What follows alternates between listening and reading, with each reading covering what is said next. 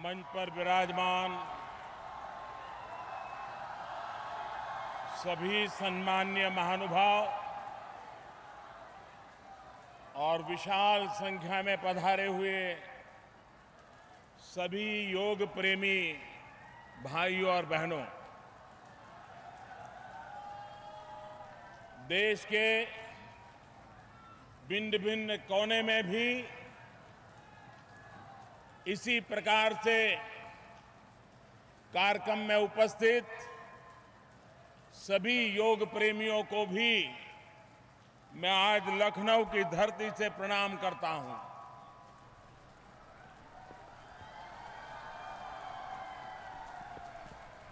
योग की एक विशेषता है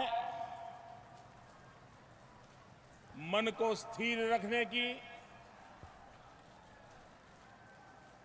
किसी भी प्रकार के उतार चढ़ाव के बीच भी स्वस्थ मन के साथ जीने की कला योग से सीखने को मिलती है।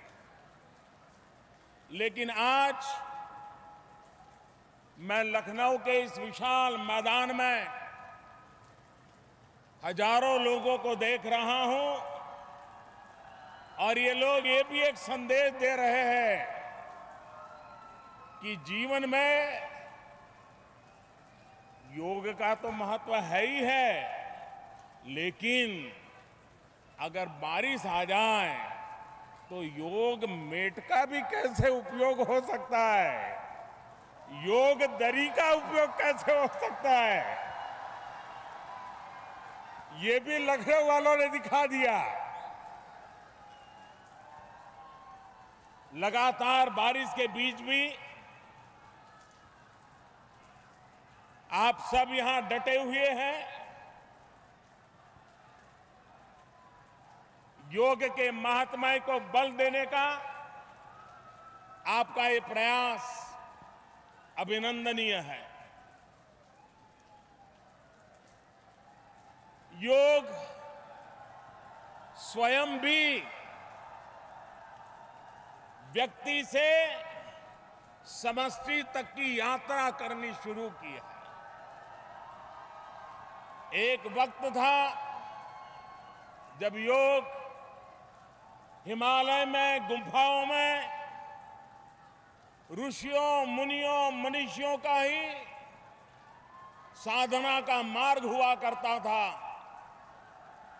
युग बदलते गए, सदियां बीतती गई, आज योग घर घर का, जन जन का, उसके जीवन का हिस्सा बन रहा है। विश्व के अनेक देश जो न हमारी भाषा जानते हैं, न हमारी परंपरा जानते हैं, न हमारी संस्कृति से परिचित है, लेकिन योग के कारण आज पूरा विश्व भारत के साथ जुड़ने लगा है। योग जो शरीर मन बुद्धि को जोड़ता है, वो योग आज विश्व को अपने साथ जोड़ने में बहुत बड़ी अहम भूमिका अदा कर रहा है।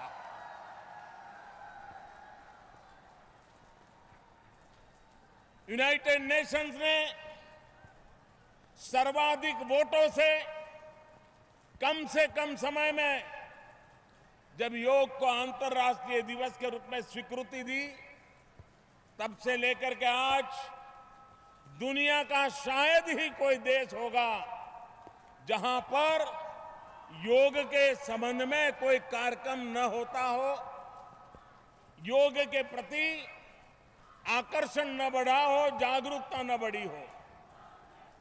पिछले 3 वर्ष में योग के कारण अनेक नई नई योगा इंस्टीट्यूट्स आज डेवलप हुई हैं।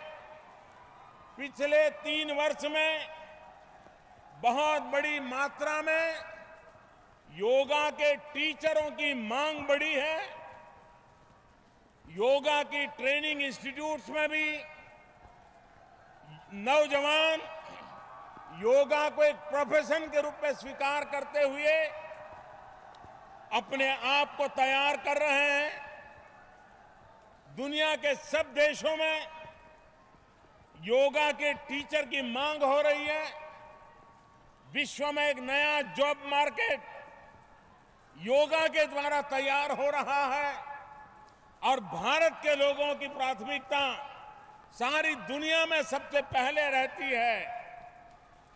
एक जमाना था हर कोई अपने अपने तरीके से योग करते थे। धीरे धीरे उसका स्टैंडर्डाइजेशन, उसके स्टेजेस, योग में कैसे आगे बढ़ना, पहला स्टेज, दूसरा स्टेज, तीसरा स्टेज, धीरे धीरे वैज्ञानिक तरीके से विश्व में समान रूप से योग की प्रक्रिया को भी स्टैंडर्डाइज करने की दिशा में भारत में और भारत बाहर भी बहुत सारे प्रयास चल रहे हैं। पिछले वर्ष यूनेस्को ने भारत के योग को मानव संस्कृति की एक अमर विरासत के रूप में मान्यता दी है। विश्व के संगठन स्कूलों में, कॉलेजेस में बालकों को योग की ट्रेनिंग मिले, बालक योग से जुड़े और धीरे धीरे वो जीवन का हिस्सा बन जाए, उस दिशा में जागरूकता बढ़ती चली गई है। आज भारत में भी कई राज्य ऐसे हैं जिन्होंने योग को शिक्षा का एक उपक्रम बनाया है ताकि हमारी भावी पीढ़ियां हमारी सदियों पुराने इस विज्ञान से परिचित हो, उसके अभ्यासु बने और वे उनके जीवन का हिस्सा बने। हेल्थ के लिए कई प्रकार के प्रकल्प होते हैं, लेकिन फिटनेस से भी ज्यादा, हेल्दी होने से भी ज्यादा वेलनेस का महत्व होता है और इसलिए वेलनेस को जीवन में सहज प्राप्त करने के लिए योग एक बहुत बड़ा माध्यम है। आज योग के सामने कहीं पर भी दुनिया में सवाल या निशान नहीं है। समयानुकूल परिवर्तन होते रहे हैं। विश्व के भिन्न भिन्न समाज उसमें कुछ न कुछ जोड़ते रहे हैं। स्थल, काल, परिस्थिति के अनुकूल, आयु के अनुकूल योग में उत्तरोत्तर विकास होता रहा है, उसका विस्तार भी होता रहा है और इसलिए इस महत्वपूर्ण अवसर पर मैं देश और दुनिया के लोगों को योग को जीवन का हिस्सा बनाने के लिए आग्रह करता हूं। हमें योग के मास्टर बने या न बने, हम योग में अचीवर बने या न बने, लेकिन हम योग के अभ्यासु बन सकते हैं। और जिस समय पहली बार योग करते हैं तो पता चलता है कि हमारे शरीर के कितने महत्वपूर्ण अंग है जिसकी तरफ हमारा कभी ध्यान नहीं गया, कितने बेकार होते गए हैं। और जब योग शुरू करते हैं तो शरीर के अनेक अंग जो सुषुप्त अवस्था में पड़े हैं उनकी जागृति को हम खुद अनुभव कर सकते हैं। उसके लिए कोई बड़ी दिव्य चेतना की आवश्यकता नहीं होती है। जिन्होंने पहली बार योग किया है उन सबको पता चलता है कि मेरे शरीर के अंग सुषुप्त पड़े थे, योग शुरू करने से ही उसके भीतर जागरूकता आने लगी है, चैतन्य आने लगा है। कभी कभी लोग मुझे पूछते हैं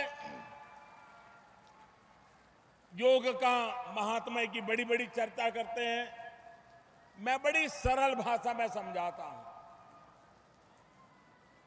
नमक सबसे सस्ता होता है, सर्वदूर उपलब्ध होता है, लेकिन दिन भर भोजन के अंदर अगर नमक न हो तो सिर्फ स्वाद बिगड़ जाता, ऐसा नहीं है, शरीर की सारी अंतर रचना को गहरी चोट पहुंचती है। नमक होता थोड़ा सा है, लेकिन पूरी शरीर की रचना में उसका महात्म्य कोई नकार नहीं सकता है, उसकी जरूरत को कोई नकार नहीं सकता है। नमक, एकमात्र नमक से जीवन नहीं चलता है, लेकिन जीवन में नमक न होने से जीवन नहीं चलता है। जैसा जीवन में नमक का स्थान है, वैसा ही योग का स्थान भी हम बना सकते हैं। कोई बहुत 24 घंटे योग करने की जरूरत नहीं है। 50 मिनट, 60 मिनट, और मैंने पहले भी कहा है कि जीरो कॉस्ट से हेल्थ एश्योरेंस की ताकत योग के अंदर है। स्वस्थ शरीर, स्वस्थ मन, स्वस्थ बुद्धि। अगर 125 करोड़ देशवासी, दुनिया के वासी अगर इस स्वस्थता को प्राप्त कर लें, तो मानव के सामने जो मानवीय विचारों के कारण संकट पैदा होते हैं, उन संकटों से भी हम मानव जाति की रक्षा कर सकते हैं। और इसलिए आज तृतीय अंतर्राष्ट्रीय योगा दिवस पर विश्व भर के योगा प्रेमियों को मैं हृदयपूर्वक बधाई देता हूं। विश्व के सभी देश जिस उमंग और उत्साह के साथ जुड़े हैं, मैं उनका भी अभिनंदन करता हूं, और मैं आज लखनऊ वासियों का भी हृदय से बहुत बहुत अभिनंदन करता हूं। धन्यवाद।